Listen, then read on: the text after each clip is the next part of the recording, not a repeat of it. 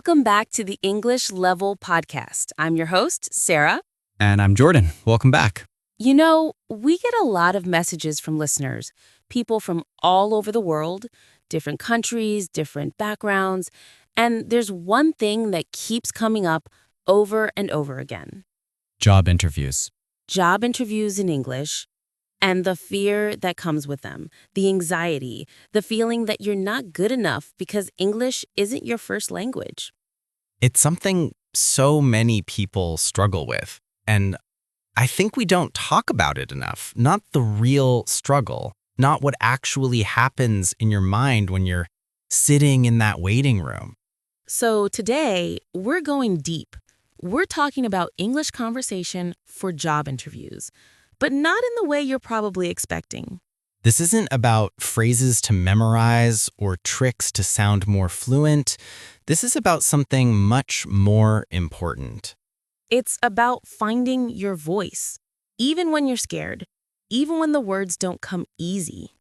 So if you've ever felt like your English wasn't good enough, if you've ever walked out of an interview wondering why you couldn't just say what you meant, this one's for you.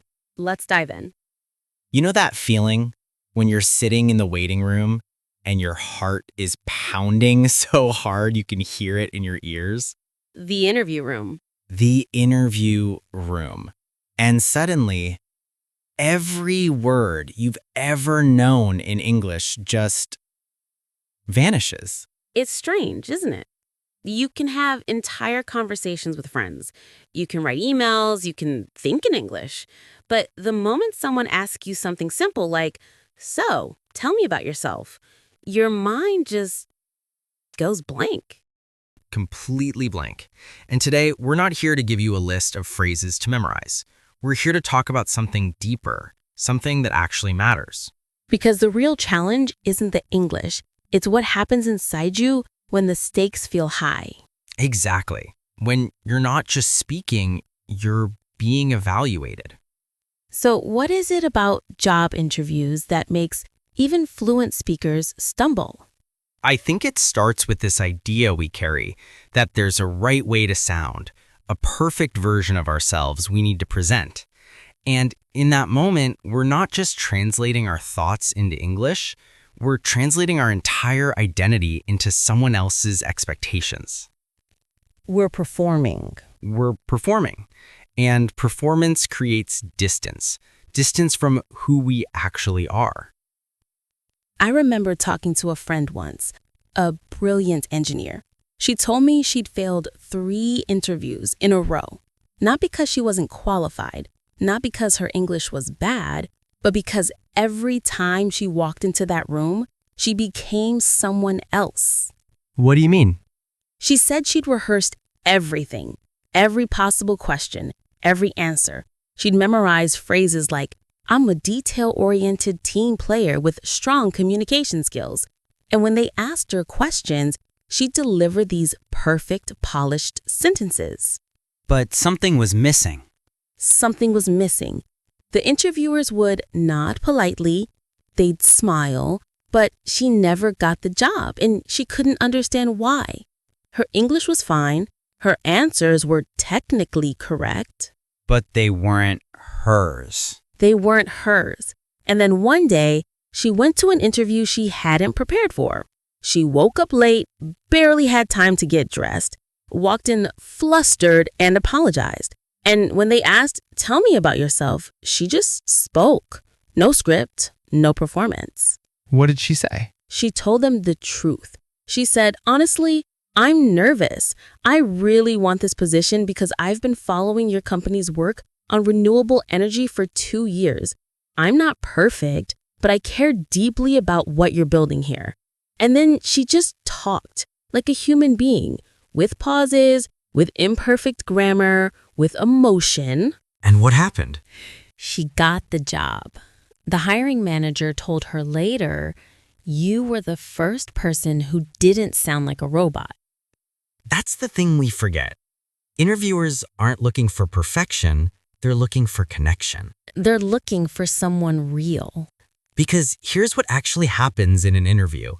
You're not being tested on your English, You're being tested on your ability to communicate who you are. And communication isn't about flawless sentences. It's about presence. Presence, that's the word. When you're present, people feel it, even if you hesitate, even if you search for a word. I think the real shift happens when you stop seeing the interview as an interrogation and start seeing it as a conversation. Two people trying to figure out if they can work together.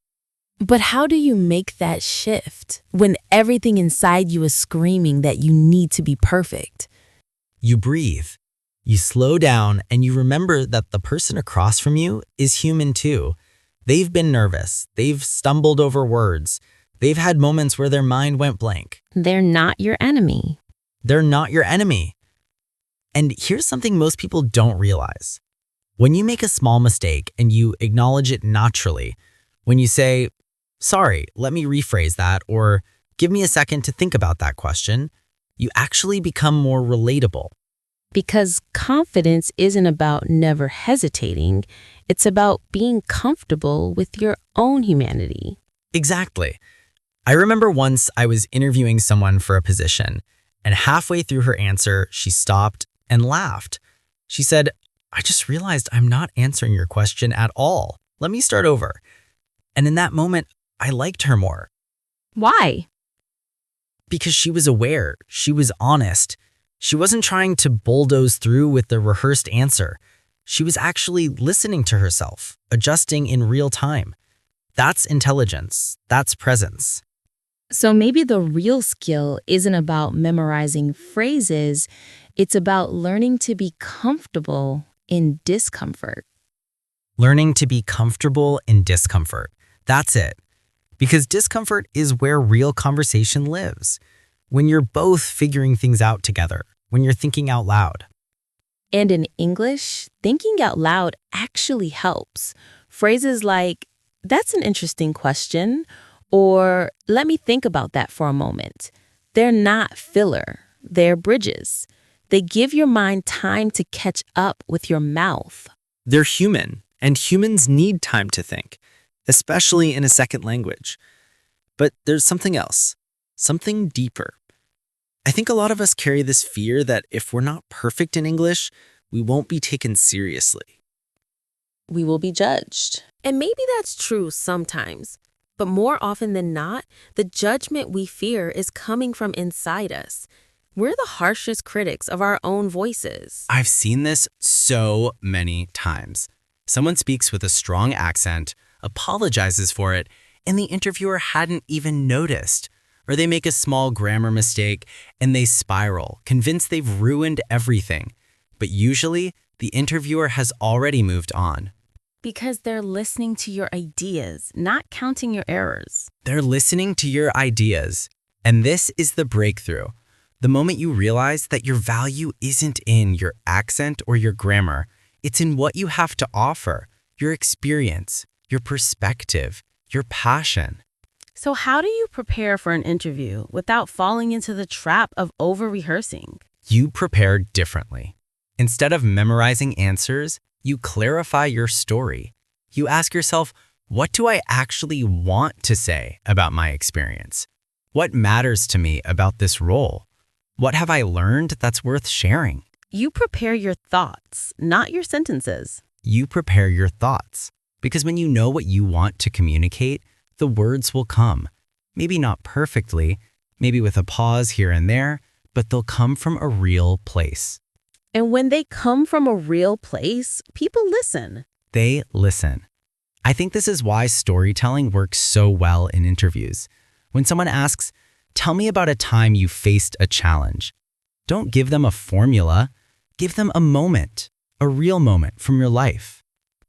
We had a project deadline and 2 team members got sick.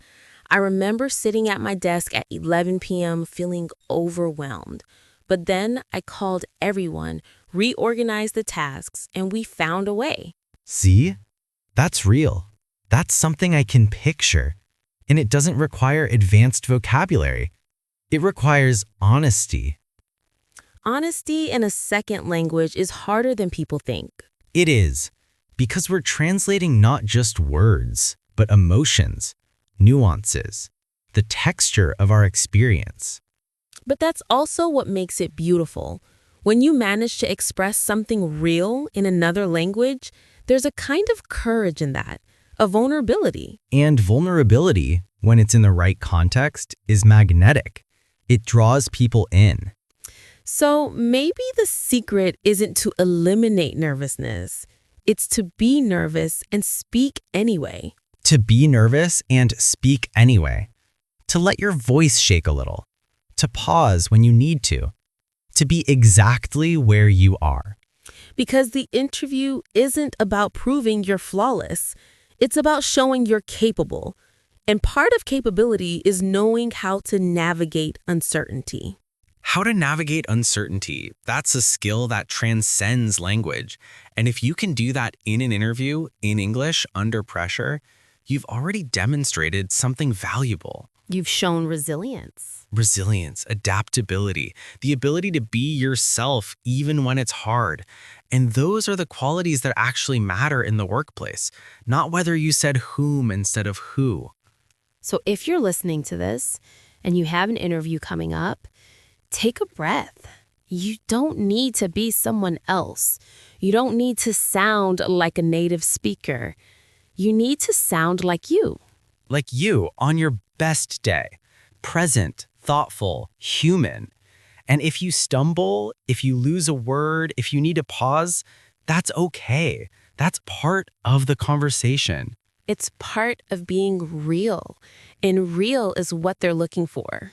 Real is what connects us across languages, across cultures, across the table in an interview room. So prepare, but don't over-prepare. Know your story, but don't script it. Trust that when the moment comes, you'll find the words you need. Because you will. Maybe not the perfect words, but the true ones. And in the end, the true ones are the only ones that matter. The only ones that last. The interview room doesn't have to be a battlefield. It can be a bridge, a place where two people meet searching for the same thing. A beginning, a chance, a conversation that leads somewhere real. And your English, it's not the whole journey, it's just the vehicle. The real journey is everything you bring with you. Everything you are. Everything you've always been.